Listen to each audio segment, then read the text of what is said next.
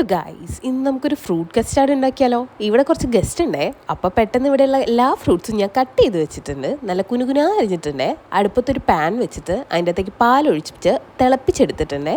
ഇനി നമ്മളുടെ മധുരത്തിന് ആവശ്യമായിട്ടുള്ള ഷുഗർ ആഡ് ചെയ്യുക. പിന്നെ നമ്മളുടെ കസ്റ്റാർഡ് പൗഡറും.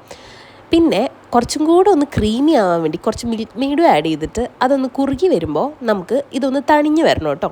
തണിഞ്ഞ് വന്നതിന് ശേഷം നമ്മളുടെ കയ്യിൽ എന്തൊക്കെ ഫ്രൂട്ട്സ് ആണോ, നട്ട്സ് ആണോ, ഡേറ്റ്സ് ആണോ, എന്ത് വേണേൽ നിങ്ങൾക്ക് ആഡ് ചെയ്യാം കേട്ടോ. ഞാനിപ്പോൾ ഫ്രൂട്ട്സ് മാത്രമേ എടുത്തിട്ടുള്ളൂ. അതൊക്കെ ആഡ് ചെയ്ത് കുറച്ച് നേരം തണുപ്പിക്കാൻ വെക്കണം. ഞാനിപ്പോൾ നേരെ ഫ്രീസറിൽ കുറച്ച് നേരം വെക്കുക ചെയ്ത് എനിക്ക് ഒട്ടും സമയമില്ലാത്തതുകൊണ്ട് ഞാൻ പെട്ടെന്ന് എടുക്കുകയും ചെയ്തു. കുറച്ചും കൂടെ വെച്ചാൽ കുറച്ചും കൂടെ കട്ടിയായിട്ട് വരും കേട്ടോ.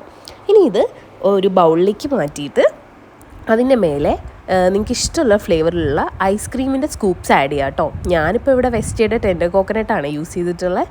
അപ്പോൾ നിങ്ങൾ ട്രൈ ചെയ്തിട്ട് അഭിപ്രായം പറയണേ. അപ്പോൾ ബൈ ഗൈസ്.